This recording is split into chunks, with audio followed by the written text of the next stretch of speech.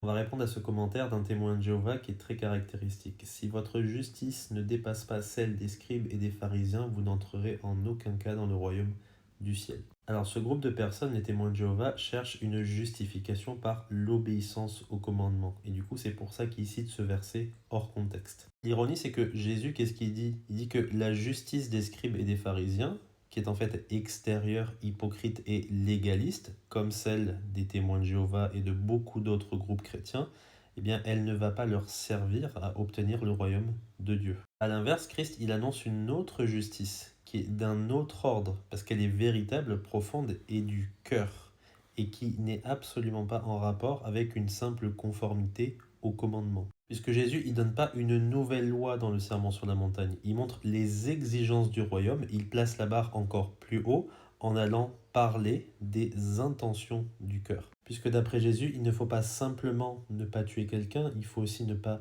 le haïr. Aussi, il ne faut pas simplement ne pas commettre d'adultère, il faut aussi ne pas convoiter. Vous voyez comme c'est difficile? Ça montre que l'homme, il ne peut pas satisfaire à la justice de Dieu.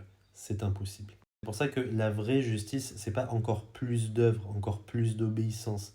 C'est une autre qualité de justice et elle est imputée par la foi en Jésus-Christ. Il faut que la justice de Christ nous recouvre pour que Dieu nous regarde et ne nous condamne plus en rapport avec sa loi. Personne ne sera justifié par les œuvres de la loi, puisque c'est par la loi que vient la connaissance du péché, afin d'être trouvé en lui, non avec ma justice, celle qui vient de la loi, mais avec celle qui s'obtient par la foi en Christ, la justice qui vient de Dieu par la foi. Retenez que la justice des enfants de Dieu, elle ne vient pas d'eux-mêmes, mais elle est imputée par Christ et elle est vécue dans une marche sanctifiée par l'Esprit. Parce qu'on a été déclaré juste par la foi en Christ sans nos efforts, que nous sommes motivés par amour pour Christ à vivre justement dans ce monde présent. J'espère que c'est clair.